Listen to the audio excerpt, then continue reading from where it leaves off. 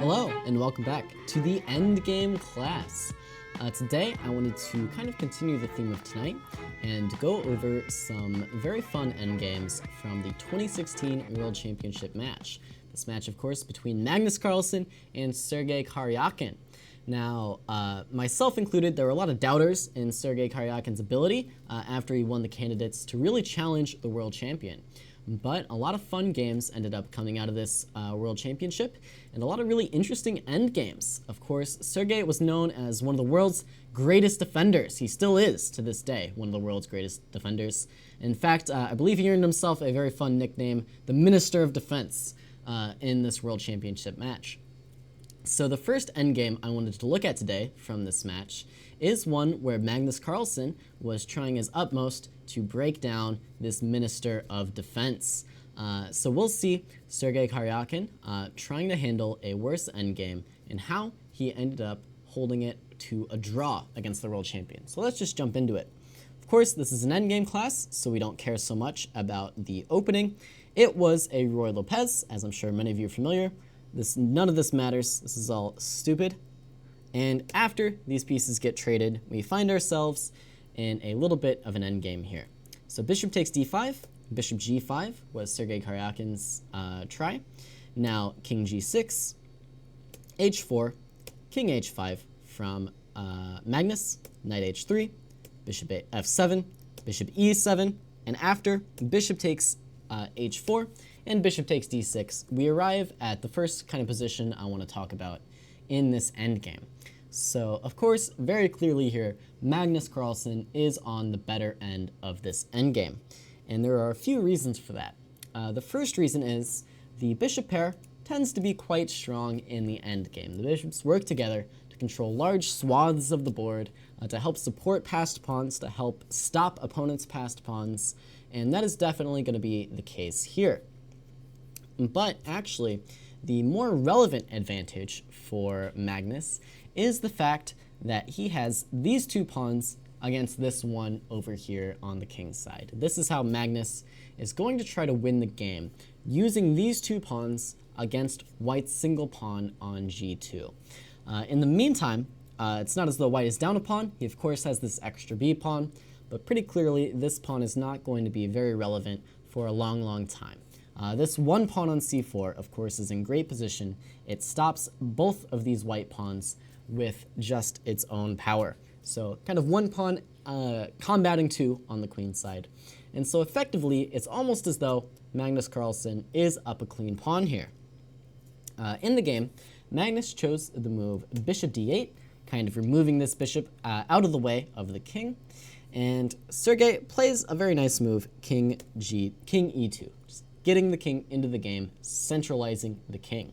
Now g5 comes on the board for Magnus. Sergey tries to centralize the knight with knight f2, and Magnus plays the move king g6, just bringing the king back into position. So with the white player here, try and come up with some way to try and hold this position. Sergey's next move is pretty key, I think, towards the drawing attempt. So let's see what you guys can come up with here. What should Sergey try in order to slow down these pawns on the king's side and try and hold the draw here?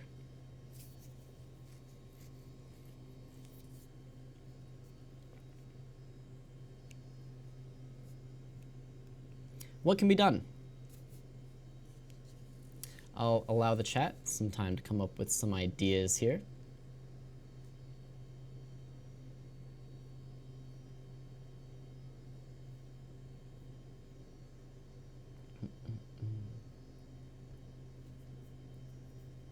So Akarsh, in fact, does have the correct move.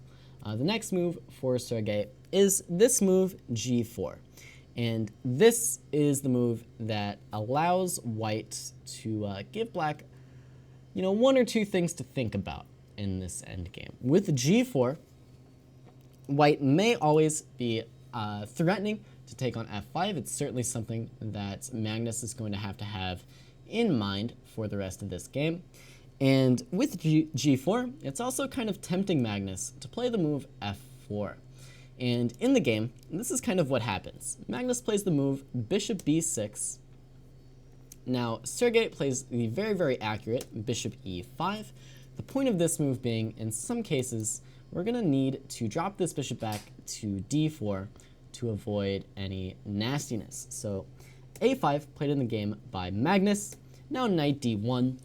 And very quickly, actually not super quickly, but relatively quickly in the game, Magnus committed to this next move, f4. And some of you may have heard a famous quote by Magnus Carlsen saying, you know, he doesn't believe in fortresses. And I think this quote actually originates from the post-game press conference of this game right here during this World Championship match. The exact quote that I could find was Magnus says he's not a big believer in fortresses. So after the move f4, he thought he would have some way to break down white's position here, to break in to this so-called fortress and to force a win for the black pieces. Now, this is a really interesting endgame, and the players in the game itself really explored the various options after f4. So we will definitely get to f4 and why it ends up actually just being a draw. How white managed to hold this seemingly lost-looking position to a draw. But when I was going over this game, in the post-game press conference, you know, it was kind of agreed by everyone involved, yeah, okay, maybe f4 throws away the win, but black is probably just, of course, winning here with the two bishops and these two pawns on the king's side. And so I strove to test that claim. Now, if you were following the Twitch stream earlier on, we were going over some variations there as well. But I think the key line here for black is to play the move bishop takes e6. And this is the move that really challenges white the most, I think. I did a lot of analysis with the help of computers here to try and figure out if this is, in fact, a win for black or not. So I want to challenge you guys, see what you think is the best way to try and hold this position for white. You have a few options here. I'll afford you. G takes f5 is definitely one option, and it's actually Stockfish's first option, if you ask it. You can also just sit on the position with something like knight f2, or find some other way to pass with a move like bishop d4. So you can take, or you can kind of pass with knight f2, or a move like bishop d4. King f3 I don't think is a very good pass, because then this move comes with check, as well as this move comes with check. The king's pretty happy on e2. So what do you guys think between those options? What do you guys think could be the move, the line? What's the line? John Goslin suggests the move a4. a4 might just be a little bit too premature here. a4 is going to be a relevant resource for white in these positions, but if you do play a4 now, the fact of the matter is, now Magnus's move that he played in the game, f4, really gains in power because you get a similar position to the game, but this pawn on a4 is just going to drop off the board. Not so easy. Not so easy.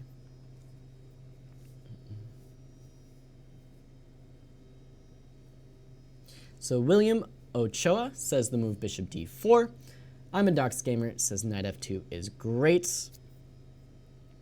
Fair enough, fair enough. So I think the problem with bishop d4 is that the move bishop c7 is taking away a more relevant diagonal from white. Now, whenever eventually this g-pawn becomes passed, the g3 square is firmly in black's control. And that's going to be really, really relevant, as we'll see in the main lines here. Somebody somewhere says prevent f4, take it. So this is actually Stockfish's first option, I think, unless you allow it to sit and think for a really, really long time. And this is one that I actually did manage to analyze to a win for black. This one is simply affording black a little bit too much with the king. So for example, the move king takes f5 could come on the board, and now it's not so easy to kind of pass for white. This bishop's attacked, so let's say the move bishop b8 comes on the board. Well, now there are really a variety of options here for black, and I think all of them really kind of maintain the win. What's important is that you don't play the move g4. After g4, white more or less is easily drawing.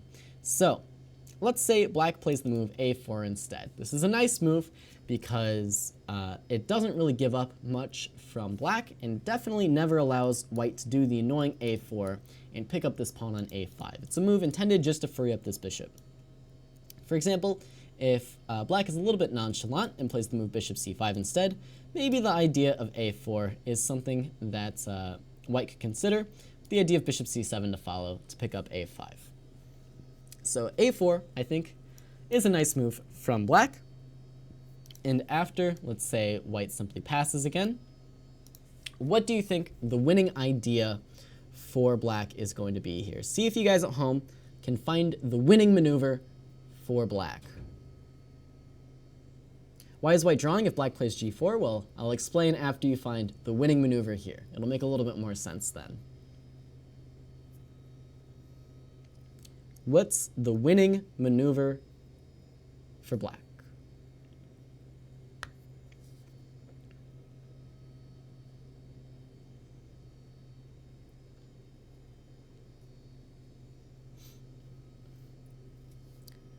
Let's see if you guys at home can figure this one out.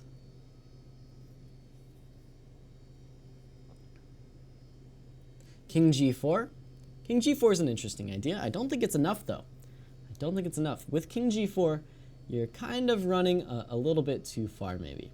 The move knight e3 check could come on the board, and if you keep running up the board, let's see here. Maybe knight f1 with some ideas of blockading here. So not king g4, not king g4. Maybe king g4 still maintains a win, but it's not really enough. Not really enough.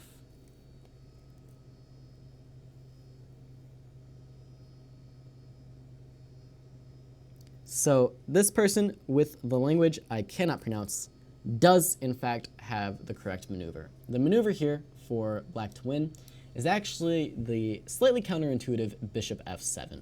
This is why black doesn't want to play g4. With bishop f7, we are using this diagonal to our advantage, and this is what really highlights that the fact that the bishops are too powerful. They need these open diagonals in order to win. Knight e3 check is really the only try for white, and now this king simply steps in to e4, which is like king g4, except better, because it's e4. Now, for example, knight c2 is trying to draw, but things like bishop h5 check are going to be enough to win this game. This king has to step to f1 now, and we've granted our king entry into the position. For example, knight b4 check, king d2, and this pawn on g5 really comes in handy, guarding some of these key dark squares. Now, the game could continue many ways, but let's just say knight d5, bishop a7, keeping an eye on b6, king g2, for example, king c1, and the black king is going to clean up over here on the queen's side, and it should just be a pretty trivial win from this point for black. For example, knight f6, bishop d1, bishop b4, for example, king takes b2, and with this extra g-pawn, and with all of these kingside pawns falling now, black is just winning the game. I'm going to call this line here. So, what was important in this line? The importance is the opening of this diagonal, bringing this bishop to h5 in order to win this game. Now, a brief point to make about this endgame. Of course, if black or white simply passes with bishop b8, we are totally happy taking off this knight. Black is striving to achieve an endgame with bishops of the same color. Now, conversely, white, of course, is hoping to achieve an endgame with bishops of opposite color. So, of course, bishops of opposite colors, those endgames tend to be more drawn. Bishops of the same color, much easier to win, because the bishops can kind of challenge each other to force each other off of their defensive blockades. So, okay, so that is why in this line, bishop b8, the only move that I think throws away the win entirely is the move g4. Because after g4, you don't have this idea of bishop f7, you don't even have ideas of king g4, and it's much more difficult to shake this king loose from this e2 square where it is firmly blockaded. So, because of that, this is why the move g takes f5 is very simply losing for white. It opens up this diagonal, and black can use this diagonal effectively to end up winning the game. So it stands to reason why white shouldn't take on the f5 square. And in fact, the move knight f2 is the line that I struggled the most with in trying to win. So knight f2, and if you pass, white is simply going to pass as well, and eventually you're going to have to commit to a move like f4, which is a draw, as we'll see in the game, or eventually you'll have to commit to f takes g4 anyways. And so I think this is the best opportunity for black to go ahead and take on g4. So f takes g4. And now, hopefully with the lines you've just seen, you'll be able to pick out white's best move here. White's only move really to make sure this draw is still worth fighting for. So find the only move here for white to kind of maintain the fortress. So if you play king e4 William, I think you're just going to get hit with knight f2 check, and you'll have to repeat with a move like king f5, or king d5 even. So yeah, in that previous line, knight f2 check is always going to be white's response to king e4.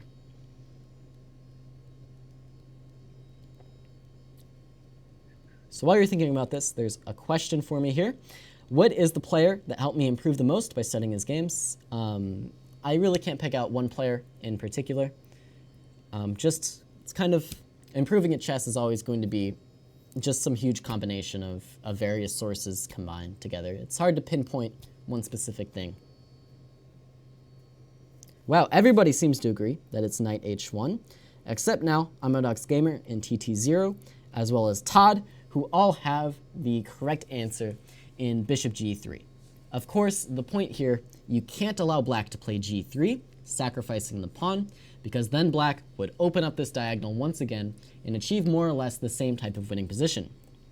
If you do go for knight h1, well, the problem is, if I think g3 is going to be good enough here, g3, knight takes g3, bishop g4 check, king e1, and okay, I guess maybe you have a point with this. You're still keeping this king out, but maybe I can do slightly better with the move king h5.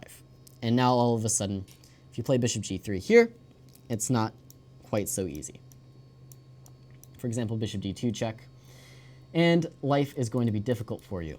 Life is going to be very difficult for you with this bishop on f3. So much better is to play bishop e3 immediately.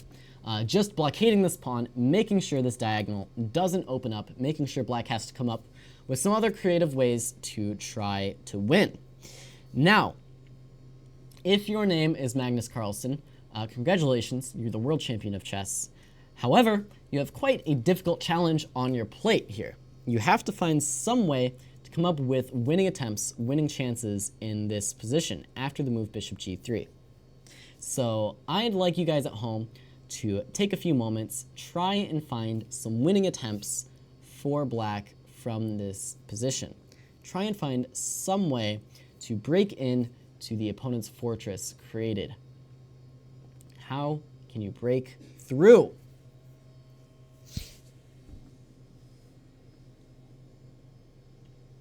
How can you break through here?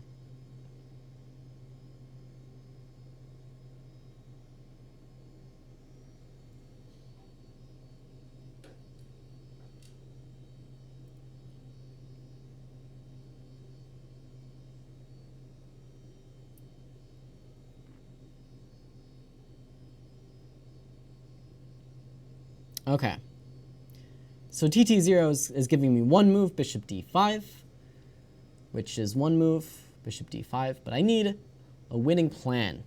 Talking about winning plans here. So everybody's just giving me one move. Exchange the bishop for the knight. So this is the one thing you really can't do here with black. If you ever trade this bishop for the knight, you end up in what I was talking about earlier, with an endgame with bishops of opposite colors. And this is actually a very, very routine draw now for white.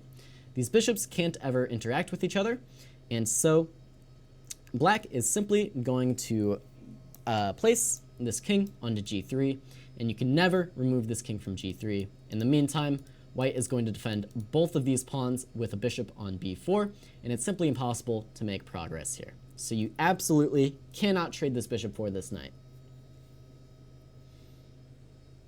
Running the king to the queen side. So that is a very viable winning plan. King f4, or king f5 I assume, and bishop d8 to f6 to e5. This is another viable winning plan. These are things worth thinking about. So with this winning plan, you're trying to get the bishop off of g3. If you can break this blockade on g3, then hopefully you can push these pawns forward and invade with your king. It's a perfectly viable way to play the position. Any other winning plans? So bishop d5 to f3 was another winning plan offered up. So these are 3 winning plans.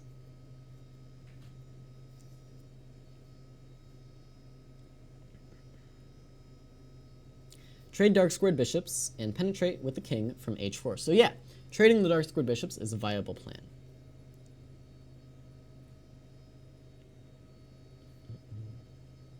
So why don't we analyze these plans one by one?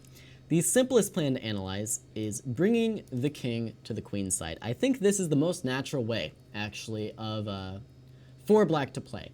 If black can get this king to the queen side, then the pawns on the king side will stretch the pieces too thin, you threats on both sides of the board, and black wins the game. And it'd be really, really great if that, in fact, did win. Unfortunately, white has a very creative way to hold the game, and just barely, white is going to be able to hold a draw here. So knight d1 is the best way for white to pass, keeping all the options open. King e4. Now, really the only way for white to pass is knight f2. Once again, offering up this trade because this is always going to be an easy draw with opposite colored bishops. Now, king d5 is the natural way for black to continue, aiming for the queen side. And who now thinks they can find the drawing idea for white here? It's pretty counterintuitive, actually. I'll be impressed if anybody at home can come up with a draw here for white. I'll be so kind as to tell you black's next 4 moves. Black is going here, then black is going here, then black is going here, and if you let him, black's going here and here. This is the idea that you have to beat now. How can you stop this idea?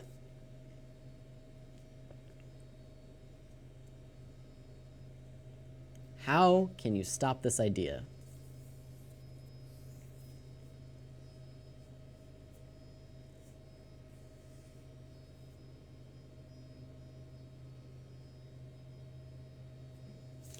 Or bishop d7 to a4. This bishop does nothing if it's in these squares. There's nothing for it to attack.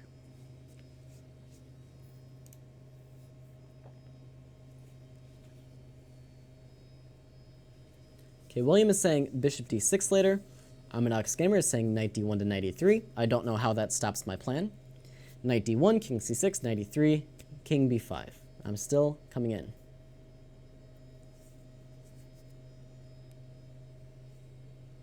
Tell me how it stops my plan. March the king to c2. Okay, that's one try at stopping king b3. But my question for you is how are you meeting bishop f5 check after king c2? I'm not so sure. Running the king to c1, similar question. What are you doing against bishop e3 check there? Okay, some people now are saying a4, but of course after bishop d7, this pawn is not that pawn. This pawn is going to be dropping off the board. And then I can simply reroute the bishop back and continue about my business.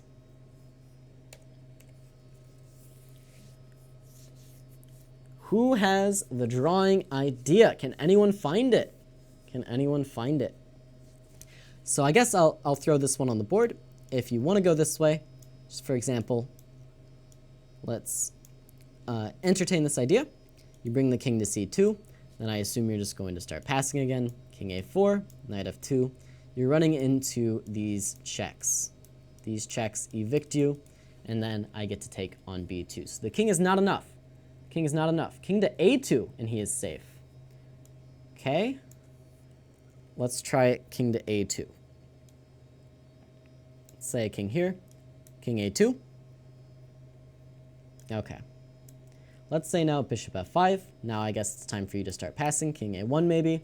King a1 allows king b3, so maybe you don't want to do that. Knight d1 instead. But now bishop c2. Knight f2. And okay, maybe not. Maybe not, actually. Let me think. Let me think. Use some brain power here.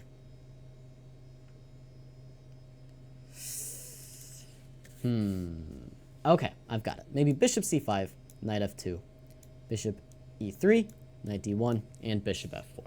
And with your king all the way over on this a file, it's going to be quite tough for you to deal with these threats to the king's side. I think black's pawns are just queening by force. So king over to a2, a nice idea, but it's not quite enough. Not quite enough. So how do you stop the black king invasion? I don't think you guys are going to find this one. It's a pretty crazy idea. The idea, of course, is knight d1. Some of you said the first move, but I don't think you had the idea. King c6, knight e3, king b5, knight c2, king a4, and then believe it or not, knight d4 is enough for white to hold the draw. You definitely would think so at first glance, but in fact, white is just barely holding a draw after knight d4. Of course, the idea for white is you prevent this king from coming into b3. The only way to attempt to stop it, or to break through with black now, is to play bishop takes d4. In fact, if you don't play bishop takes d4, your king is just totally stalemated over here. Difficult to make progress like that.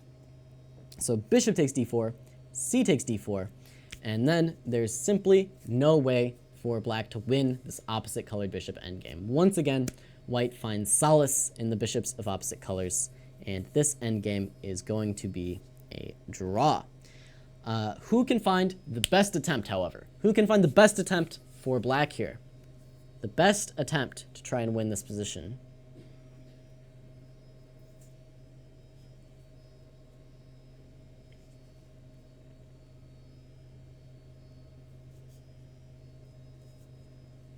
Who has the best attempt?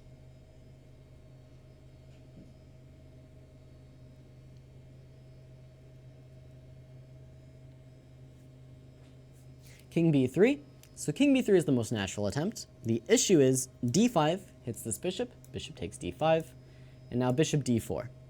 And once again, you are in a totally drawn endgame where the king can sit over here and guard these pawns, and this bishop can pass back and forth forever and ever and ever. So of course, c3 is the idea for black to try and hold this position. Fortunately though, b takes c3 ends up being just enough for white to draw. King takes a3 is all you can do. And now, who can find the big draw for white here?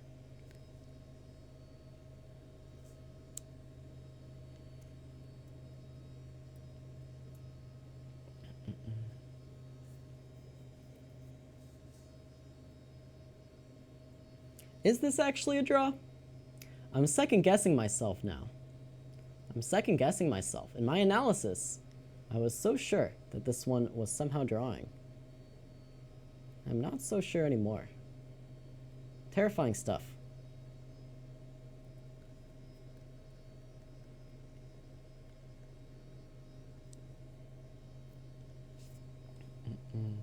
Pushing the c-pawn? It's what you would expect, I think. But bishop takes, say king d2, then king b2. I'm losing faith. I'm losing faith here. d5 takes, we have a check. Okay, and that's a draw, but king b3 is actually just going to be a table-based win. Okay, let's all back up here for a second.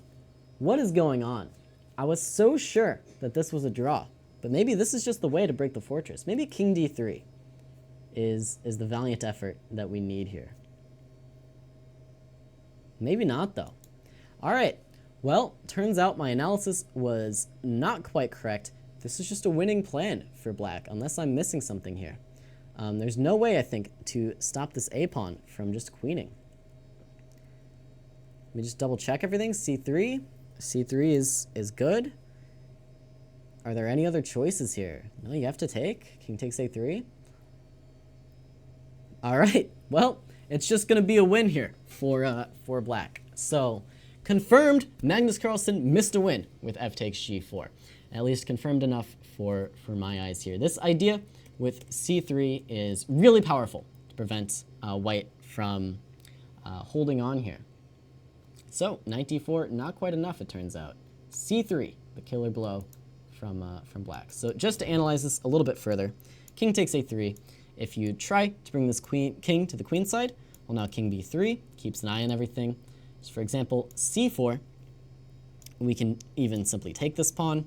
King e4 is not going to be enough. If king d2, then I think king b2 should be good. d5, for example, will take. If a check, king back to b3. And if you slide this king over to c1, who sees the winning move here for black? There's only one move, I think, that wins. Well, one move doesn't blow it, but one move just delays the winning move for another turn. So who sees the only win here for black? Only one way to win.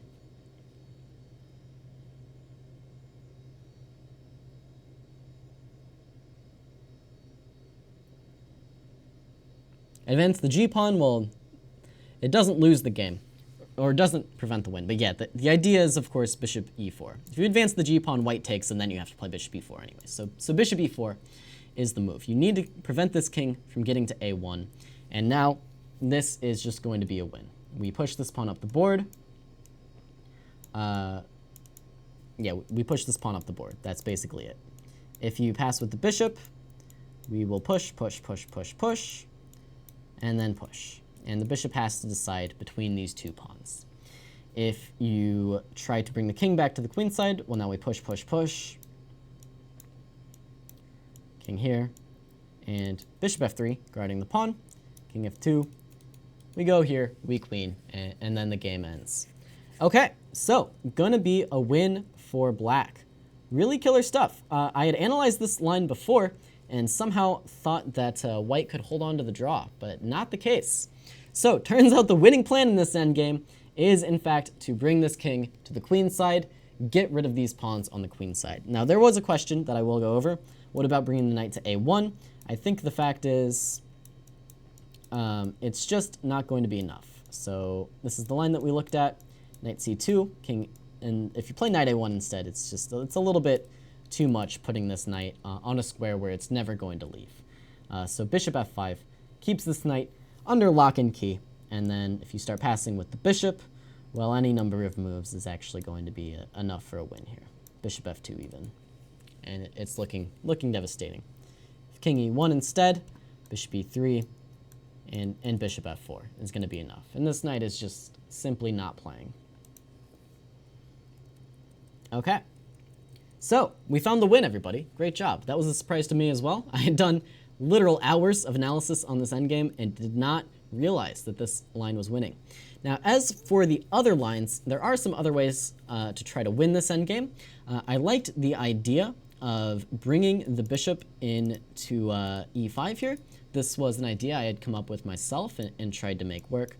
The issue is, for example, after these lines, let's say a4, let's say knight e3, king e4, knight f1 is going to be white's choice, and then if we start doing this business, well, white is going to play the move bishop e8. Let's say we continue now with bishop f6, and simply knight g3 check. And this is the way that white can set up a permanent fortress here in this position. With this knight on g3, it's more or less impossible to make any kind of progress with black. And so this, in my preparation, was going to be the big point of the lecture, is you can set up a fortress with this dark square blockade. This is how to play.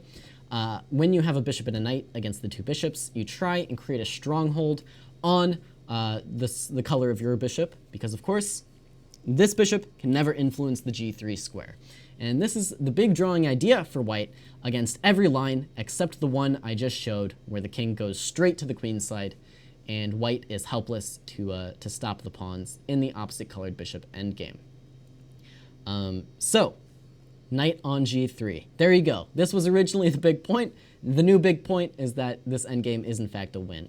And that's just going to happen sometimes in these hyper-complex positions. Now, the only thing you can really try with black is bishop e5, trying to trade off these pieces, but this simply does nothing. We're just going to pass with knight h5 to g3, our knight somewhere, and then back to g3, and there's simply no entrance squares for this king.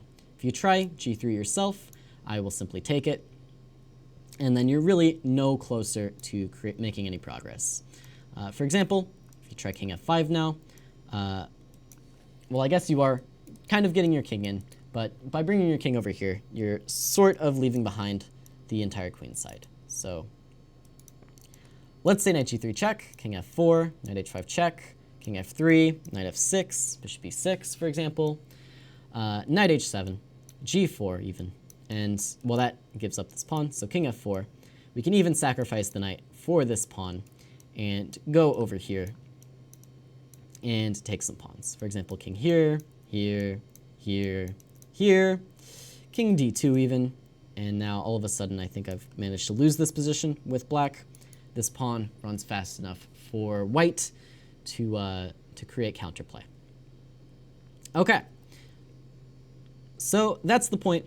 If you find yourself trying to set up a fortress like this against two bishops, you want to create a stronghold on a dark square in this case, or a light square if white had a light squared bishop instead. Use these two pieces against black's one piece that could attack these squares in order to secure the draw. So, instructive stuff. So, turns out f takes g4 by black would have, in fact, won this game. Well, I was looking at bishop e6 first, then knight f2, and then f takes g4. Turns out this position I'm claiming now is just a win with this nice plan of bringing the king to the queen side and invading over here before the white pieces are actually prepared. So now let's take a look and see what happened in the game. Rather than all of this stuff, which I think would have been a lot more interesting, Magnus chose this move f4, and the players all kind of agree after some analysis that this position is going to be a draw. Karjakin succeeds in creating a fortress here. And once again, he does so by utilizing the dark squares. So let's see how that actually happens. Bishop d4 is played in the game. This is the key move now for Sergey, because he needs this bishop on d4 in order to allow his knight to guard from the f2 square. So bishop d4, bishop c7.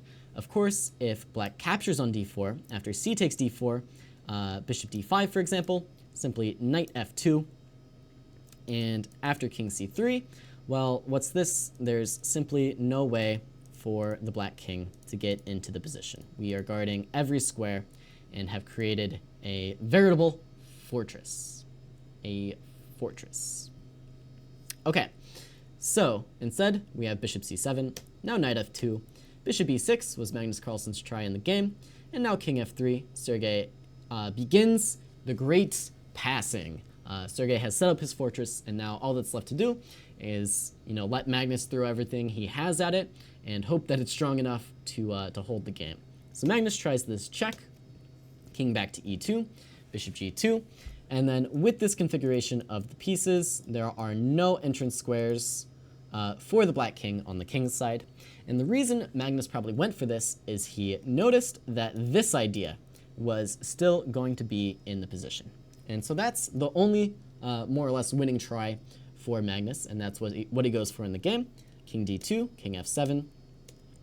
Magnus maneuvers the pieces around a little bit, but the idea he now gets to is to bring the king over to a4. And the reason this is going to be a draw for Sergey is the difference here. We looked at this type of idea for white in the previous line, which is guarding this pawn with the king. And the reason it didn't quite work is because these bishops could invade on these open diagonals, right? The difference now is that the dark squared bishop is never able to invade on this diagonal because the pawns are blocking it. So it goes to show you how easily things can change, how subtle the differences can be between a drawn position and a winning one. So king a4. Now, Sergey is happy with his little fortress. Bishop f7, king c1, bishop g6. He passes now with king d2, king b3, king back to c1, bishop d3, and now he begins passing with the knight instead. Knight h3, king a2. Now he passes with the bishop for a turn, bishop c5, bishop e2, knight back to f2, has to guard this pawn, bishop f3, and once again, he just passes with these pieces.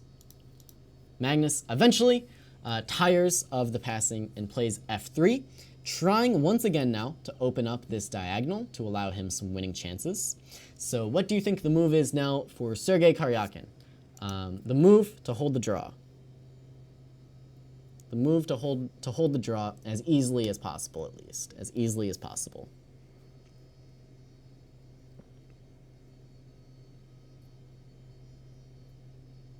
Is there one more game?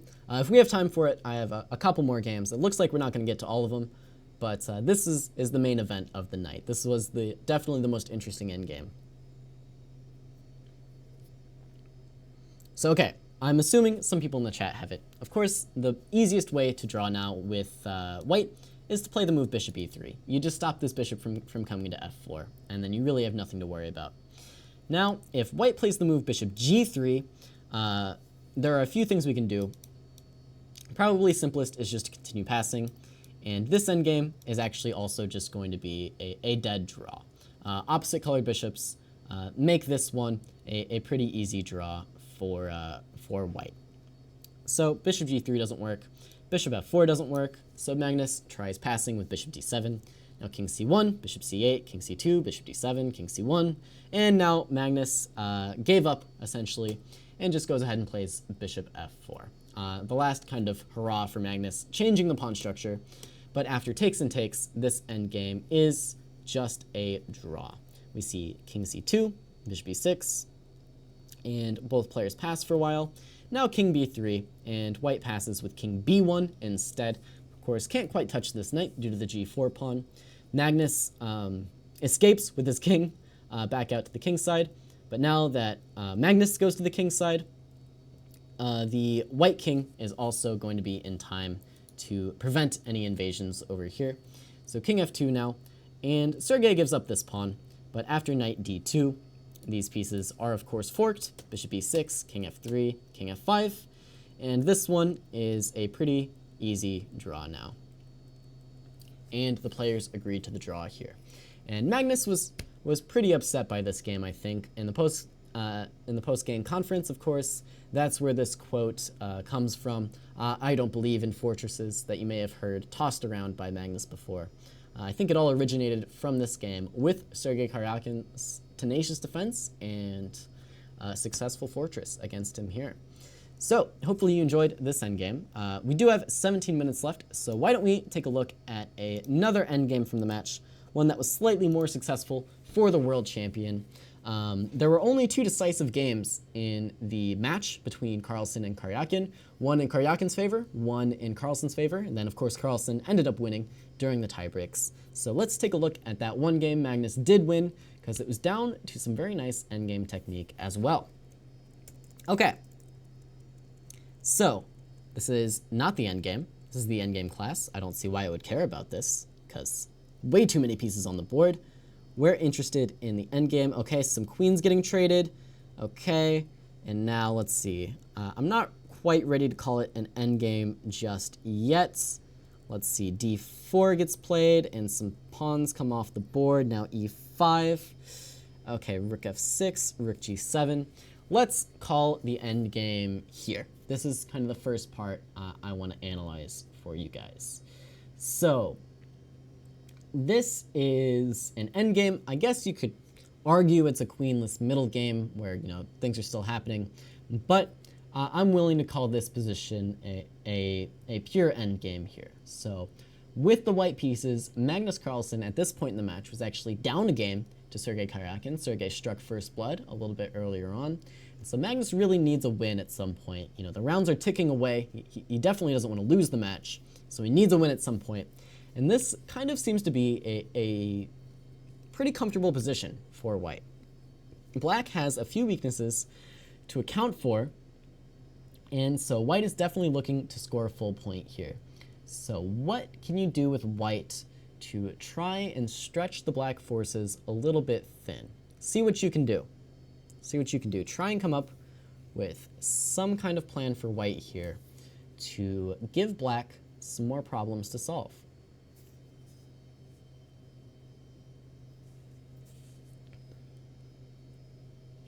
Try and give black some more problems. Some more problems in this position. He already has one problem here. He already has another problem here. But we need more problems. The c5 square looks good for the knight. Fair enough. An astute observation, to be sure. William Ochoa says b4. Amidux Gamer wants knight b3 immediately. It's supposed to be a draw unless someone blunders. King h3 plus f3 plus g4. That's an interesting idea. Attack the backward pawns. Well, we're looking to create more problems for black. Of course, these two pawns are already slightly problematic for the black player.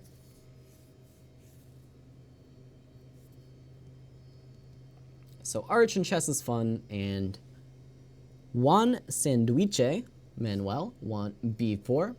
Knight b3 to c5. So knight b3 I don't think is going to be the most challenging line for black. I think the move b6 does a pretty good job of keeping this guy under wraps for the moment. And then black has some time to kind of go ahead and fully equalize. Now, the move f3 is pretty interesting here with the idea of going for g4. The problem is you just sort of leave your rook a little bit unhappy here on f4. And now black is going to have some time to play a move like c5, knight b3, b6, and start kind of expanding over here, actually. So the move that's the best for really giving black immediate problems is, in fact, this move you guys were saying. It's the move b4. I really like this move from Magnus Carlsen. He takes all this space on the queen side and ensures that this b pawn is going to be a forever weakness. This pawn never going to be able to be adequately defended. Whereas with these other moves you guys are suggesting, like king h3 even to start, f3 to start, it just does allow black this extra time he needs to set up a more solid structure over here on the queen's side. So b4 immediately, definitely the way to go.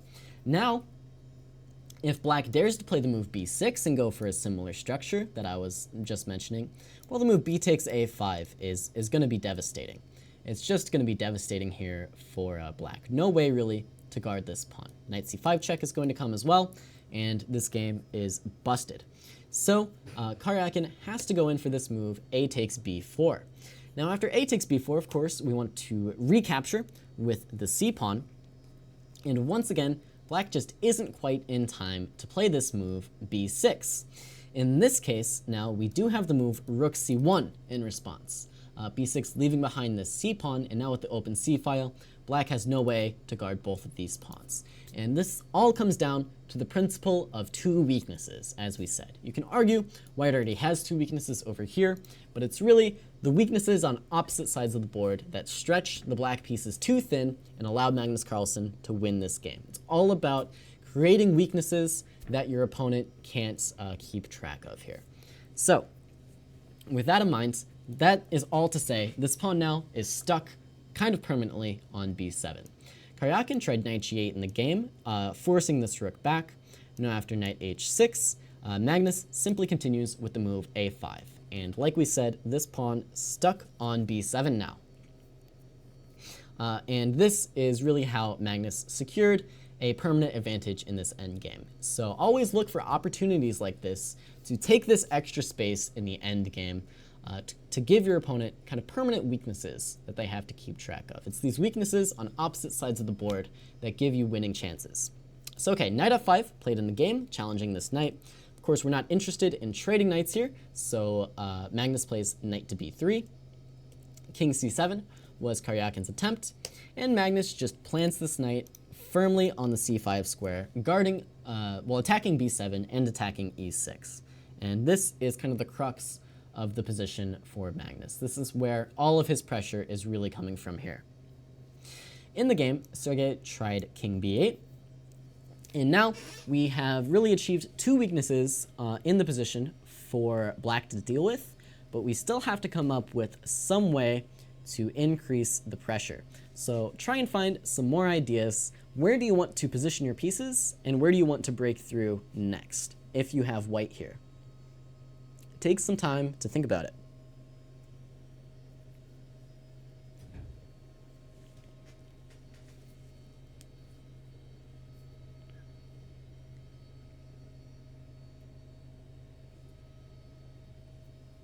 So you guys actually all of the ideas you guys were suggesting were actually really good, but it just comes down to playing the right way. Well, I guess it's pretty obvious, playing in the right order. You know, with the slower moves you guys were suggesting, it does allow black this time to break free with moves like b6. So you need to play kind of quickly in some cases to ensure these weaknesses stay there. William Ochoa says, bring your rooks into the action. If only it were that easy. Rook b3, rook b1, rook c1, get the rooks on the A and the B files. Villy says rook b1 and b5. Juan says b5 immediately. Chess is fun says a6. Rook a3. So the prevailing idea, I do think, is rook b1 and b5. And this is eventually the idea that Magnus uses here to break through and challenge these pawns just a little bit more. The problem with a6 is almost always this move b6 is going to be a little bit too much for white to deal with. King a7 can follow, and this pawn on a6 is difficult to guard. Obviously, you're probably assuming you would prep it a bit more, but I do like this idea with b5 a bit better. The reason being, with b5, you're opening, one, of course, this file for the rooks, and two, this rank as well. And so these are the problems that are going to give black some issues here.